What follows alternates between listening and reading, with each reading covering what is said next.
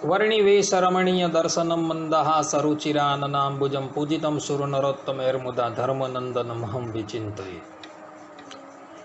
असतो मा षड्गमय तमसो मा ज्योतिर्गमय मृत्युर्मा अमृतं गमय। ओम शांति शांति शांति।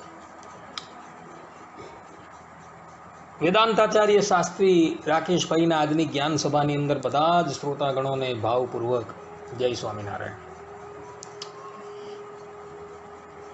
કેટલાક ભક્તો જે આ સભાની અંદર બેઠા છે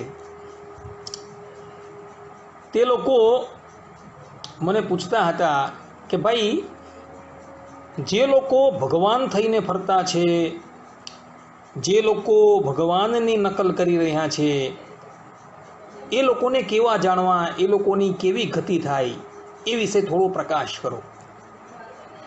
તો આજે આ બાબતની ઉપર આપણે થોડી ચર્ચા કરી લઈએ। તો જે ભગવાનની નકલ કરનારા જે છે તેને વિશે સંપ્રદાયના ઋગ્વેદ તુલ્ય માન્ય પ્રબંધ એવા હરિચરિત્રામૃત સાગરની અંદર આધારાનંદ સ્વામી પો લખી રહ્યા છે। એની અંદર 7-1-14-18 અંદર આધારાનંદ સ્વામી પોતે લખે છે। પ્રથમ નકલ કરનારા જે છે તેને વિશે આપણે જોઈએ તો આધારાનંદ સ્વામી કહે છે કે સ્વયં મનુષ્ય થઈને પણ જે પરમાત્માની નકલ એટલે કે દેશી કાઢે છે, સ્વયં પોતાને પરમાત્મા કહેવડાવે છે, તે સૌથી અધિક પાપી છે એમ જાણવું। તેવા બનાવટી પરમાત્માના જે શિષ્ય થાય છે તે મરીને જમપુરીમાં જાય છે। ધર્મરાજ તો તેવા પાપીઓનું મુખ પણ જોવા ઈચ્છતા નથી। તેવાને તો કૃતજ્ઞપણારૂપ પાપ કરનારાને નરક કુંડમાં નાખે છે। તે કુંડમાં પહેલેથી જ પડેલા અને પાપ કર્મનું ફલ ભોગવનારા કૃતજ્ઞ જીવોને પરમાત્માની નકલ કરનારા જીવોને જોઈને કંપી જાય છે। કારણ કે તે જીવોને પોતાના કરતાં પણ અનંત ગણા પાપી જાણીને પહેલેથી રહેલા કૃતજ્ઞો ત્રાહી ત્રાહી બચાવો બચાવો એવી બૂમ પાડે છે અને તેમના કરતાં પણ કરોડ ગણું કષ્ટ પામનારા તે નકલ કાઢનારાઓ પણ બચાવો બચાવોની બૂમ પાડતા હોય છે। જે લોકો મનુષ્યને ભગવાન કરી દઈને તેને માને છે, પૂજે છે, તેઓ તો લોઢાનો પર્વત જેવો પર્વત થાય છે ને ભગવાન બને છે ને પોતાને ભગવાન જેવા કહેવડાવે છે તે લોઢું બને છે અને તેને માનનારા જે શિષ્યો હોય છે તે પથ્થર જેવા થાય છે અને તે નકલી કહેવાતો મનુષ્ય શસ્ત્ર બનીને શિષ્યોના પ્રાણનું હરણ કરે છે। આવું આધારાનંદ સ્વામી પોતે કહી રહ્યા છે। અર્થાત આધારાનંદ સ્વામી કહે છે કે જે ભગવાન થઈને ફરનારા, ભગવાનની નકલ કરનારા કેવા છે અને તે લોકોની કેવી ગતિ થાય છે તેનું વર્ણન અહીં કરી રહ્યા છે કે આવા વ્યક્તિઓ નરકની અંદર જાય છે અને નરકની અંદર રહેલા જે જીવાત્માઓ જે છે, જે કૃતજ્ઞ હોય છે અને કૃતજ્ઞો જે નરકમાં પડેલા છે તે નરકમાં આ લોકોને નાખે છે અને ત્યાં આવી રીતના ભગવાન થઈને પૂજાનારો, ભગવાન થઈને ફરનારો વ્યક્તિ ત્યાં પડે છે ત્યારે પેલા કૃતજ્ઞો જે નરકમાં પડેલા છે તેઓ પણ ત્રાહિમામ ત્રાહિમામ પોકારી ઉઠે છે કે આવા વ્યક્તિને ક્યાં અમારી વચ્ચે તમે નાખ્યા, એવું એ લોકો કહે છે। એટલે ભગવાન થઈને અને ભગવાનની નકલ કરનારા જે છે તેઓ ક્યાં જાય છે તો એ કૃતજ્ઞો જે નરકની અંદર જાય છે તે નરકની અંદર જાય છે અને ત્યાં રહેલા જીવાત્માઓ પણ જે છે આવા વ્યક્તિઓને જોઈને ત્રાહિમામ ત્રાહિમામ પોકારી ઉઠે। અને આ જ વાત જે છે હરિચરિત્રામૃત સાગરની અંદર 7:26-9-12 ની અંદર પણ લખેલી છે।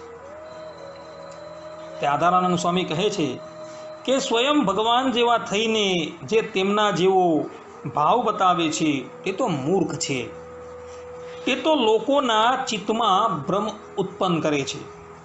હિરણ્યકશિપુ અને રાવણ સુધીથી ભારે અને વધારે ભયંકર થયા હતા, કારણ કે જે સ્વયં ભગવાન જેવા થઈને તેમણે ભગવાન ઉપર વેર બાંધ્યું હતું, તે દૈત્યોના કરતાં પણ આ અધિક ભયંકર અને ખતરનાક છે કે જે પોતે મનુષ્ય હોવા છતાં ભગવાન થવા ચાહે છે. 1 કરોડ કૃતજ્ઞના જેવા તેને પાપી જાણવા અને તે પોતાના અનંત અનુયાયીઓને લઈને જમપુરીમાં જશે. અહીંયા લોકોને ચાહે તેમ ભરમાવો, પછીથી એઓની છક એટલે કે બહેકી જવું રહેશે નહીં. ભલે તેને અત્યારે ભગવાનનો ડર ન હોય, પણ પછી તો ભૂંડા હાલ થવાના છે. જેટલું ભગવાનની દેશી એટલે કે નકલ કરવી, અર્થાત કે જેટલું ભગવાનની દેશી લઈને જે વધારે આવે છે તેની સૌથી વધારે મોટો અસુર જાણવો. અહીં તો સ્પષ્ટ રૂપે કહ્યું છે કે રાવણ અને હિરણ્યકશિપુ જે સૌથી મોટા અસુરો હતા, કે જેઓ સ્વયં ભગવાન જેવા થઈને તેઓએ ભગવાનની સાથે વેર બાંધેલું હતું, પરંતુ જે લોકો ભગવાન થઈને પોતે પૂજાય છે, ભગવાનની નકલ કરે છે, તેને આધારાનંદ સ્વામી કહે છે કે તેઓ તો રાવણ અને હિરણ્યકશિપુ કરતાં પણ ભયંકર અસુર છે. આવા લોકો જે છે તે કેવા જાણવા? તો આધારાનંદ સ્વામી કહે છે અહીં કે એવા લોકોને કૃતજ્ઞ જાણવા, અને એ લોકો નિશ્ચયપણે જમપુરીમાં જશે, એવું સ્પષ્ટ રૂપે કહે છે. ભલે તેવા લોકોને અત્યારે કોઈ ડર નથી, પણ પછાડથી તેઓના ભૂંડા હાલ જ થવાના છે, એવું આધારાનંદ સ્વામી કહી રહ્યા છે. વિચાર કરો કે જે લોકો ભગવાનની નકલ કરે છે તે લોકોએ આ વિચારવા જેવું છે. અને આ જ વાત હરિચરિત્રામૃત સાગર 27/79-10-11 પણ લખેલી છે. આધારાનંદ સ્વામી કહે છે કે જે મનુષ્ય થઈને ભગવાનની નકલ કાઢે છે તેને તો ભગવાન પથ્થર અથવા લોઢા જેવી ધાતુમાં કાયમ નિવાસ આપે છે, કારણ કે તે તો કપટીના માટેનું સ્થાન જ છે. કે જે ભગવાનની નકલ કરે છે તેને ભગવાન કેવો દેહ આપે છે? લોઢાનો અને અસ્મક એટલે કે પથ્થરના જેવો દેહ આપે છે. આ ભગવાનની નકલ કરનારા વિશે આવા વચન આધારાનંદ સ્વામી પોતે કહી રહ્યા. માટે ક્યારેય પણ ભગવાનની નકલ ન કરવી એ સિદ્ધાંત વાત છે. હવે ભગવાન થઈને જે ફરનારા જે છે તેને વિશે જરા વચનો જોઈએ. તો હરિચરિત્રામૃત સાગર 9:32-8-9 અંદર આધારાનંદ સ્વામી પોતે કહી રહ્યા છે કે જે ભગવાન ન હોય અને પોતાને ભગવાન કહે છે તેને અત્યંત પાપી માનવો. જે સ્વયં ભગવાન નહીં હોવા છતાં પોતાને ભગવાન કહે છે તેને માટે તો અનંત બ્રહ્માંડોમાં પાપી લોકોએ રોજ કરેલું બધું જ પાપ તેને વળગે છે. આધારાનંદ સ્વામી તો અહીં હદ કરી નાખી. એવો કહે છે કે જે ભગવાન નથી છતાં પણ પોતાને ભગવાન માને છે તે લોકો કેવા આ પાપના ભાગીદાર થાય છે? તો અનંત કોટી બ્રહ્માંડની અંદર જે મનુષ્યો જેટલા પાપ કરતા હોય ને એ બધા જ પાપો જે છે આ ભગવાન થઈને ફરનારાને વળગે છે, એવું આધારાનંદ સ્વામી અહીં કહે છે. તમારા વચન નથી ભાઈઓ, આધારાનંદ સ્વામીના વચન છે. અને આ જ વાત તેઓ હરિચરિત્રામૃત સાગર 17-11-14 અંદર પણ કહી રહ્યા છે. આધારાનંદ સ્વામી કહે છે જે કોઈ પણ મનુષ્ય આપની સમાન બીજા કોઈને જો જુએ છે તો તેઓ બધા બાળ બુદ્ધિના એટલે કે મૂર્ખ બુદ્ધિના છે, અને ત્યાં સુધી તે આપનો અપરાધ કરે છે. અર્થાત કે જે લોકો ભગવાન શ્રી હરિ સમાન જ બીજાને માને છે અને જુએ છે તો એ બધા જ મૂર્ખાઓ છે, અને બધા જ ભગવાનના અપરાધીઓ છે એવું આધારાનંદ સ્વામી કહી રહ્યા છે. અને આ જ વાત હરિચરિત્રામૃત સાગર 1783 17 થી 19 ની અંદર પણ લખેલી છે. કે આધારાનંદ સ્વામી કહે છે, નીચમાં નીચ જે મનુષ્ય છે તે ભગવાનનો ડર રાખતો નથી અને વિષયમાં લપટાયેલો તે હું ભગવાન છું તેમ બોલે છે.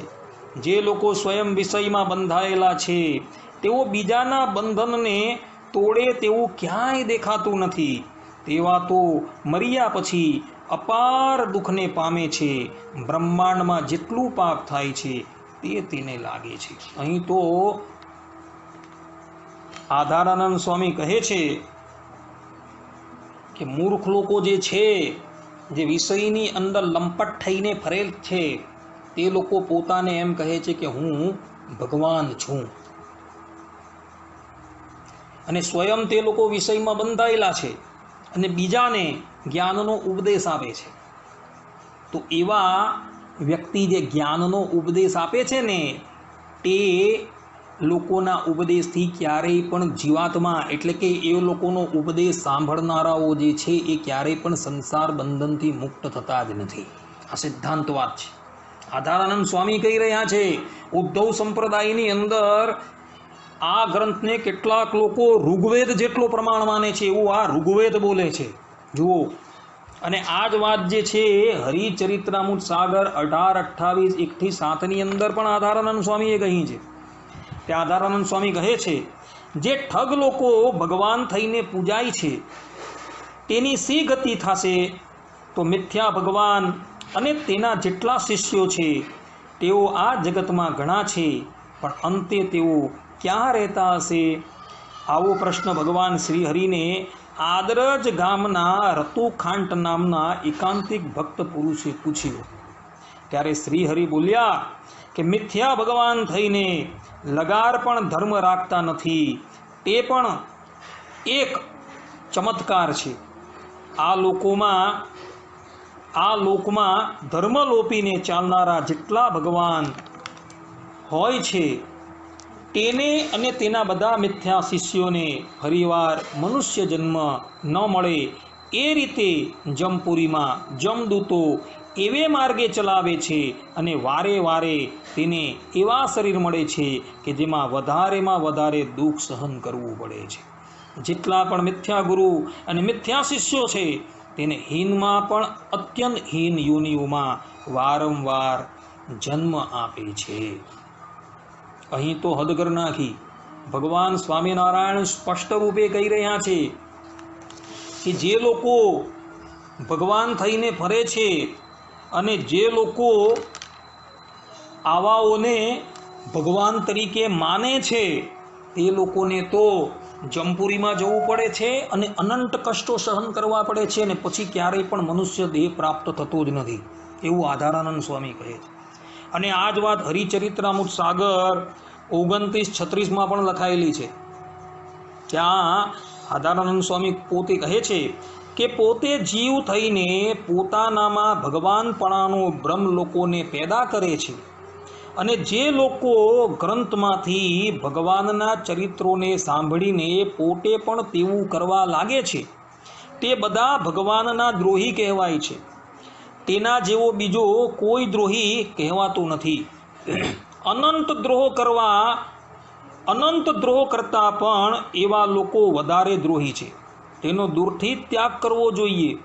કૂતરા, ભૂંડ અને ગધેડા સિવાય બીજા કોઈ વિષ્ઠાને ગ્રહણ કરતા નથી.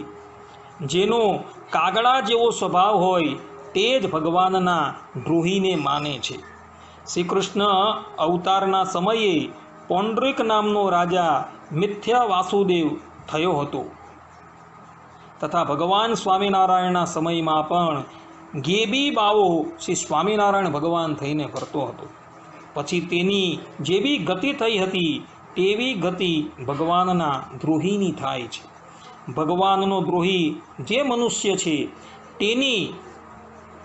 તે નીચમાં નીચ અને ભૂંડામાં ભૂંડી ગતિને પૂરેપૂરી પામે છે અને જેટલા પણ મળના દ્વારો છે તેમાં તે મર્યા પછી નિવાસ કરે છે.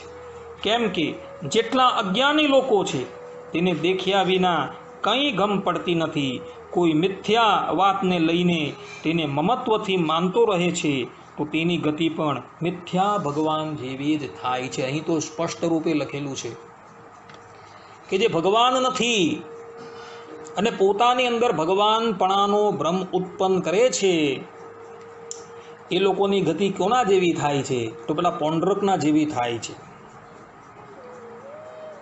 અર્થાત કે એ લોકો બધા યમપુરીના અધિકારી થાય છે. ભગવાનનો દ્રોહી છે. જે ભગવાન થઈને ફરનારો જે છે એ ભગવાનનો દ્રોહી છે એવું આધારાનંદ સ્વામી પોતે કહી રહ્યા છે. માટે એ ક્યારેય પણ ભગવાનની નકલ કે ભગવાન પણ પોતાની અંદર ધારણ કરવું નહીં. આવા લોકો કેવા હોય છે કે ગ્રંથની અંદર જે ભગવાનના ચરિત્રો લખેલા હોય છે તેને સાંભળે છે અને તેવું અનુકરણ કરવા લાગે છે. આજકાલ ઉદ્ધવ સંપ્રદાયની અંદર પણ આવા લોકો જોવા મળે છે. ભગવાન સ્વામિનારાયણ પોતે જે કરતા હતા, જે ચરિત્રો કરતા હતા તેની પણ કેટલાક લોકો નકલ કરતા જોવા મળે છે.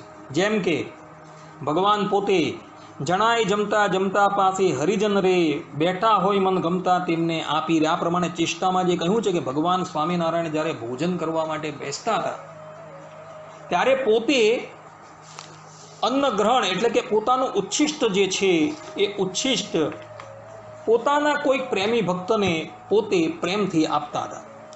તો અત્યારે આવી નકલ કરનારા પણ કેટલા લોકો જોવા મળે છે. તો આવા લોકો કેવા છે?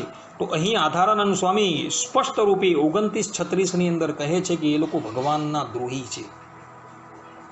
આ લોકો બધા ભગવાનના દ્રોહી હોવાથી અંતે જમપુરીની અંદર જ જાય છે એવું અહીં આધારાનંદ સ્વામી કહે છે. ઉદ્ધવ સંપ્રદાયના માન્ય પ્રબંધોની અંદર જે ભગવાનના સ્થાન પર બિરાજમાન છે, ભગવાનના પ્રતિનિધિ તરીકે બિરાજમાન છે એવા આચાર્ય શ્રીના પણ ઉચ્છિષ્ટ લેવાની સ્પષ્ટ રૂપે ભગવાન સ્વામિનારાયણે મનાઈ કરેલી છે.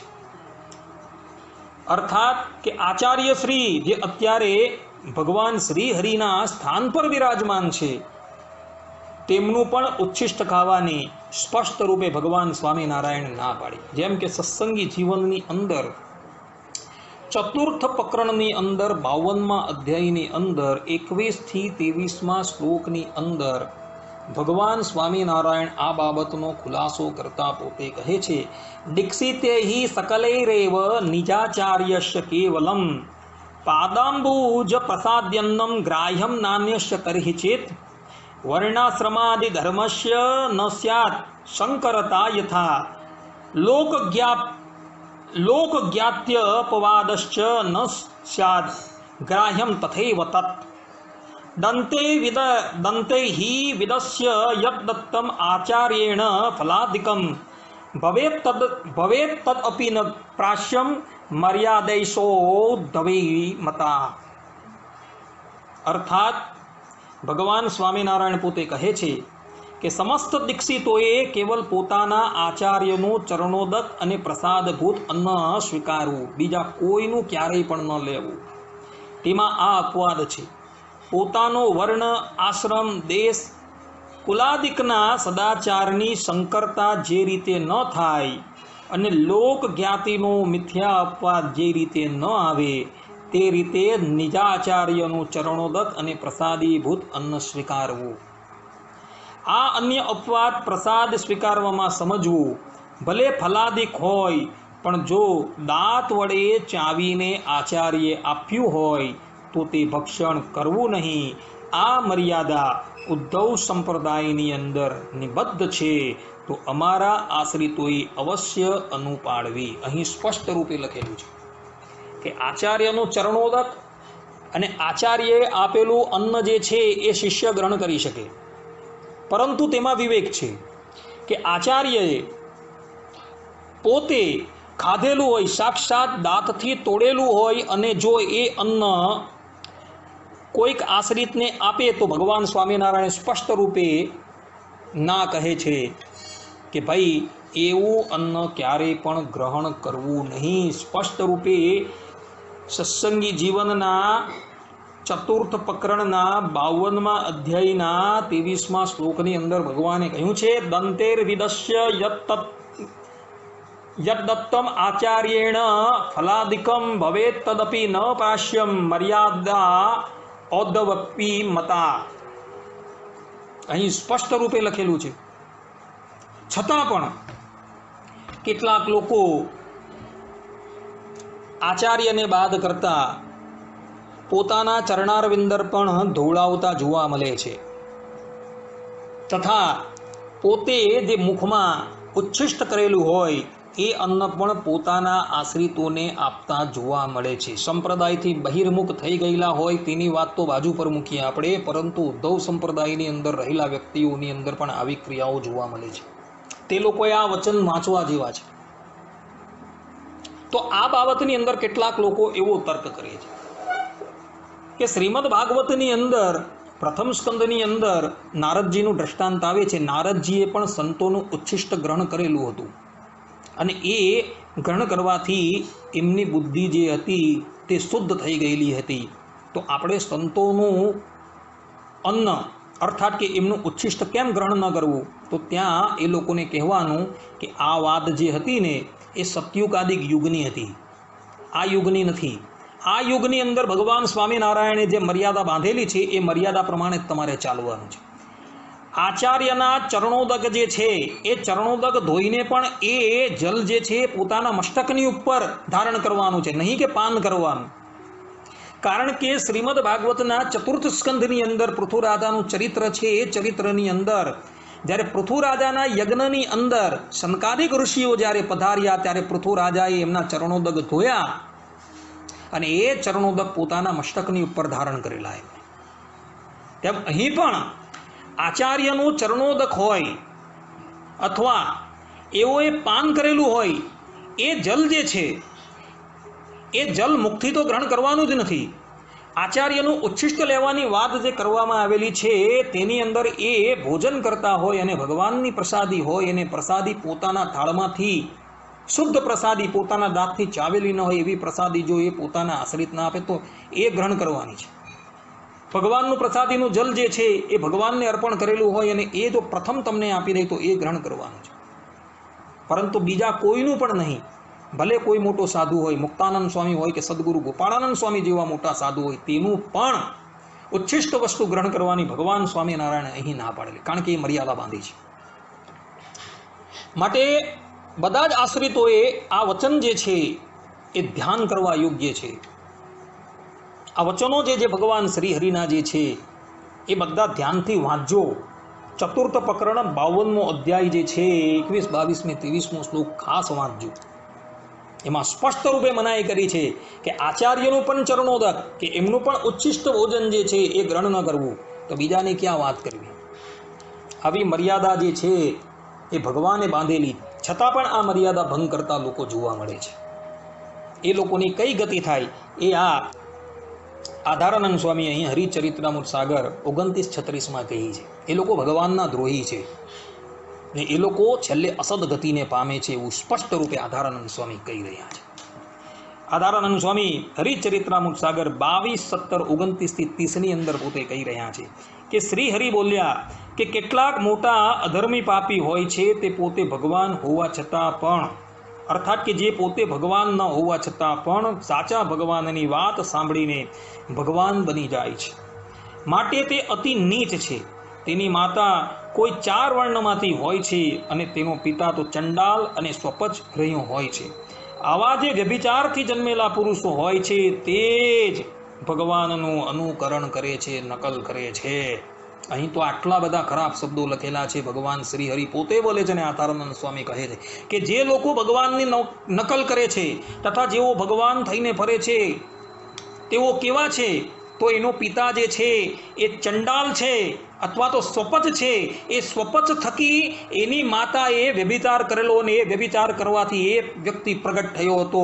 તે આ ભગવાન થઈને ફરનારો અને આ નકલ કરનારો છે એવું આધારાનંદ સ્વામી કહે છે. બોલો, આવા જે વાક્યો જે છે એ હરિચરિત્રામૃત સાગરની અંદર બીજે કશે સ્વામીએ લખેલા નથી.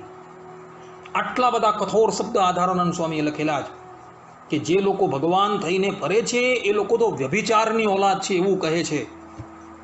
વિચાર કરો, આનાથી વધારે જઘન્ય અપરાધ કયો હોય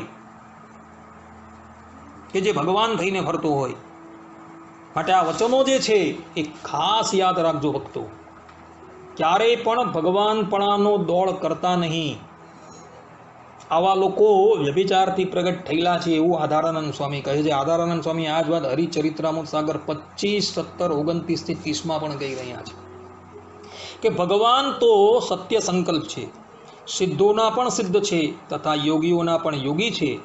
તેમના જેવો કોઈ સિદ્ધ કહેવાતો નથી. જે કોઈ પણ મનુષ્ય ભગવાનને તુલ્ય અથવા અધિક બીજાને માને છે તો તે ભગવાનનો ચોર છે અને કોઈ જગ્યાએ સુખીઓ થતો નથી. ઉપનિષદની અંદર એક શ્રુતિ આવે છે, ન તત્સમશ્ચ અધિકશ્ચ દ્રશ્યતે, અર્થાત કે એ ભગવાનની સમાનતા કરી શકે એવો કોઈ નથી અને તેમનાથી અધિક પણ કોઈ નથી. ન સમશ્ચ તદ અધિકશ્ચ દ્રશ્યતે એવી શ્રુતિ કહે છે. છતાં પણ લોકો જે છે એ લોકો કહી રહ્યા છે કે આ ભગવાન જેવો છે, આ ભગવાન છે. એ લોકોને આ શ્રુતિ બતલાવવાની કે આ શ્રુતિ ભગવદી સ્પષ્ટ રૂપે ના પાડે છે કે ભગવાનથી અધિક પણ કોઈ નથી અને ભગવાન તુલ્ય પણ કોઈ નથી. આવા લોકો કેવા છે? તો આધારાનંદ સ્વામી કહે છે કે એવા લોકો તો ચોર છે. આવું આધારાનંદ સ્વામી કહે છે. અને આ જ વાત આધારાનંદ સ્વામી 27, 70, 38 થી 40 પણ કહી રહ્યા. સ્વામી કહે છે કે જે લોકો આ શ્રીહરિ કરતાં પણ પોતાને જેટલા અધિક માને છે તે બધા જ કુદબુદ્ધિના છે, અર્થાત કે દુર્બુદ્ધિના છે. પશુ બુદ્ધિ અને બાળ બુદ્ધિ છે. તેવા લોકો પોતાનું પેટ ભરવા અનંત પ્રકારના પ્રપંચ કરે છે અને જ્યાં ત્યાં ભટકતા રહે છે તો પણ તેને પેટ ભરવાનું કઠણ રહે છે. અહીં તો સ્પષ્ટ રૂપે આધારાનંદ સ્વામી કહી રહ્યા છે કે જે લોકો શ્રીહરિ કરતાં પણ પોતાને અધિક માને છે તે બધા જ કુબુદ્ધિના એટલે કે દુર્બુદ્ધિના છે, પશુ બુદ્ધિના છે, બાળ બુદ્ધિના છે. આવા કહી રહ્યા છે. અર્થાત કે એ લોકો પોતે મૂર્ખ વ્યક્તિ છે જે લોકો શ્રી હરિ કરતાં પણ પોતાને અધિક માને છે. અને આ જ વાત હરિચરિત્રામૃત સાગર 25, 50, 26 થી 30 પણ ગયેલી છે. આધારાનંદ સ્વામી ત્યાં કહે છે કે જેટલા તુચ્છ બુદ્ધિવાળા છે તે સત્સંગની રીતને શીખીને અને સત્સંગના ગ્રંથને લઈ ભગવાન થઈ જાય છે. પણ એ રીત સત્સંગની નથી, તે તો અધર્મની રીત છે. અને જે અધર્મની રીત છે અને જે અધર્મી હોય તે જ તેવાને માને છે. ખરેખર પાતાળથી લઈને અક્ષર પર્યંત જેટલા જીવ કહેવાય છે તેમાં કોઈ ભગવાન થઈ શકતો નથી. તેઓ વાસ્તવમાં કસાય થઈ શકતા નથી, અર્થાત કે તેઓ વાસ્તવમાં કસાય પણ થઈ શકતા નથી. કારણ કે જે સત્સંગની વાતને શીખીને ભગવાન થઈ જાય છે તેઓ તો કસાય કરતાં પણ કોટી ગણા અધમ કસાય કહેવાય છે. સત્સંગની સમજણ એવી છે કે સત્સંગની વાત સાંભળીને કોઈ સત્સંગમાં ભગવાન થાય અને તેમને ચલાવવા જાય તો તેની દુર્બુદ્ધિ દેખાય છે. અર્થાત કે જે સત્સંગમાં ભગવાન થાય અને તે મતને ચલાવવા જાય તો તેની દુર્બુદ્ધિ દેખાઈ આવે છે અને જે સાચા સત્સંગી છે તે તેની છાયામાં દબાતા જ નથી. અહીં તો ભગવાન સ્વામિનારાયણ સ્પષ્ટ રૂપે કહે છે કે ઉદ્ધવ સંપ્રદાયના આશ્રિતો જે છે એ સત્સંગની અંદર રહેલા છે અને સત્સંગના ગ્રંથોનું અધ્યયન કરે છે અને એ અધ્યયન કર્યા બાદ કેટલાક કુબુદ્ધિવાળા વ્યક્તિઓ જે છે એ ગ્રંથને જોઈને ભણીને ભગવાન થઈને ફરવા માટે જાય છે. તો એ લોકો કેવા છે? તો એને માટે ભગવાન સ્વામિનારાયણ પોતે કહે છે કે એ લોકો કસાય કરતાં પણ બહુ મોટા કસાય છે. કસાય એટલે કે જે ગાયની કતલ કરતો હોય તેને કસાય કહેવાય. ભગવાન શ્રીહરિ અને આધારાનંદ સ્વામી કહે છે કે એ લોકો તો કસાય કરતાં પણ કોટી ગણા અધમ કસાય છે. આવું કહી રહ્યા છે. કસાય કરતાં પણ કોટી ગણા અધમ કસાય છે. કસાઈને સંસ્કૃતની અંદર ઘાતક કહેવામાં આવે. જે ગાયનો વધ કરનારો હોય એને ઘાતક કહેવાય. ઘાતક એટલે કસાય, ગુજરાતીમાં એને કસાય. તો આવા લોકો કેવા છે? તો આધારાનંદ સ્વામી કહે છે કે આવા લોકો તો જે છે એ કસાઈ કરતાં પણ વધારે મોટા કોટી ગણા કસાઈ છે. તો આ લોકોની ગતિ કઈ થાય? તો અગાડી જે પ્રમાણે આપણે જોઈ ગયા એ લોકો અત્યંત નીચ ગતિને પામે છે. જમપુરીની અંદર પણ જાય છે ત્યારે જમપુરીના લોકો પણ ભય પામે છે, ત્રાહિમામ ત્રાહિમામ પુકારે છે. ભગવાન સ્વામિનારાયણ કાર્યાણીના 10મા વચનામૃતની અંદર પોતે કહી રહ્યા છે. ભગવાન શ્રી હરિ કહે છે, અને જે જીવ ભગવાનને સર્વ કરતા હરતા નથી જાણતો તો તેથી બીજો કોઈ પાપી નથી. અને ગૌહત્યા, બ્રહ્મહત્યા, ગુરુ સ્ત્રીનો સંગ તથા બ્રહ્મવેતા સદગુરુનો દ્રોહ એ થકી પણ તેને વધુ પાપી જાણવું. કાજે ભગવાન વિના બીજાને કાળ કર્માદિક તેને એ કરતા જાણે છે. માટે એવા જે નાસ્તિક ચંડાળ હોય તેની તો છાયામાં પણ ઊભું રહેવું નહીં. ને ભગવાન સ્વામિનારાયણ કહે છે કે એવા નાસ્તિક ચંડાળ હોય તેની તો છાયામાં પણ ઊભું રહેવું નહીં. તે તુલ્ય ને ભૂલ્યમાં પણ તેના મુખનું વચન સંભળાઈ જાય. અને જે ભગવાન સ્વામિનારાયણ કહે છે કે નાસ્તિક ચંડાળ હોય તેની તો છાયામાં પણ ઊભું રહેવું નહીં, ને ભૂલ્યમાં પણ તેના મુખનું વચન સાંભળવું નહીં.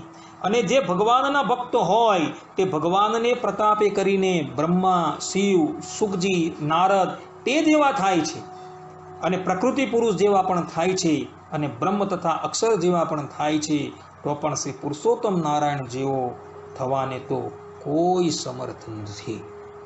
ભગવાન સ્વામિનારાયણ અહીં સ્પષ્ટ રૂપે કહે છે કે જે ભગવાન થઈને ફરે છે અથવા તો ભગવાન સિવાય બીજા કાળ કર્માદિકને કરતાપણે જાણે છે, એવા વ્યક્તિ જે છે તેની તો છાયામાં પણ ઊભા ન રહેવું. ભગવાન એ લોકોને વિશેષણ આપે છે. આવા લોકો કેવા છે? તો ભગવાન કહે છે કે એવા નાસ્તિક ચંડાળ હોય તેની તો છાયામાં પણ ઊભા રહેવું નહીં, ને ભૂલ્યમાં પણ તેના મુખ થકી કોઈ પણ વચન સાંભળવું નહીં. આવું સ્પષ્ટ રૂપે કહે છે. ને અગાડી ભગવાન કહે છે કે ભગવાનની ઉપાસનાએ કરીને એ જીવાત્મા બ્રહ્મા જેવો થાય છે, શિવ જેવો થાય છે, સુખદેવજી જેવો થાય છે, નારદ જેવો થાય છે, પ્રકૃતિ પુરુષ જેવો થાય છે, બ્રહ્મ જેવો થાય છે, અક્ષર જેવો થાય છે, પરંતુ પુરુષોત્તમ નારાયણ જેવો થતો નથી. આવા ભગવાનના વચન છે કાર્યાણીના 10મા વચનામૃતમાં. આ વચનો જે છે એ ધ્યાન આપવા યોગ્ય છે. બધા વ્યક્તિઓ આ વચન ધ્યાન આપજો. અને ક્યારેય પણ જે વ્યક્તિ પોતાને ભગવાન તુલ્ય માનતો હોય, ભગવાનથી અધિક માનતો હોય, ભગવાનને સમકક્ષ માનતો હોય, વધારે શું કહેવું, સાક્ષાત પોતાને ભગવાન માનતો હોય, તો એવા ચંડાળો જે છે, એવા નાસ્તિકો જે છે એની તો છાયામાં પણ નહીં ઊભા રહેવું. એના મુખ થકી વચન પણ ન સાંભળવા, એવી ભગવાન સ્વામિનારાયણની આજ્ઞા છે. માટે આ આજ્ઞાનું અવશ્ય પાલન કરજો. ને આ જે હરિચરિત્રામૃત સાગરની અંદર જે આપણે વાત કરી ગયા એ બધી જ વાત ધ્યાન રાખજો. અને જે વ્યક્તિ ભગવાન થઈને ફરતો હોય, જે વ્યક્તિ પોતાને ભગવાન તુલ્ય માનતો હોય, એનો સંગ મન, વાણી અને કાયથી ત્યાગ કરજો. અન્યથા જે લોકો એનો સંગ કરે છે તે બધા જ વ્યક્તિઓ જે છે એ પેલો ભગવાન થઈને ફરે છે તેની સાથે બધા જ યમપુરીના અધિકારી થાય છે. એવું અહીં આધારાનંદ સ્વામી સ્પષ્ટ રૂપે હરિચરિત્રામૃત સાગરની અંદર લખે છે. માટે હજુ પણ સમય છે એવા ભગવાન થઈને ફરનારાઓને કે એ લોકો સુધરી જજો અને સીધા સીધા સ્વામી સેવક ભાવે ભગવાનની ઉપાસના કરજો અને ભગવાનની નકલ કાઢવાની બંધ કરજો. અન્યથા આ તમારા બધાની ગતિ અહીં આધારાનંદ સ્વામીએ બતાવેલી છે. તો ઉદ્ધવ સંપ્રદાયના આ ઋગ્વેદ જેવા પ્રમાણિત ગ્રંથની અંદર આ પ્રમાણે શબ્દો જોવા મળે છે. એને ધ્યાન રાખજો અને ભગવાનની નકલ તથા પોતાને ભગવાન માનતા નહીં ક્યારેય. અન્યથા જમપુરીમાં જવા માટે શિષ્યો સાથે તૈયાર રહેજો એવું આધારાનંદ સ્વામી કહે છે. હું નથી કહેતો, આ આધારાનંદ સ્વામીના વચનો જે છે એ અહીં તમને બતાવ્યા. સર્વે સંતો નિરામય, સર્વે સુખીનો ભવંતુ, સર્વે ભદ્રાણી પશ્યંતુ, માં કશ્ચિત દુઃખ ભાગ ભવેત. અસ્તુ. જય સ્વામિનારાયણ.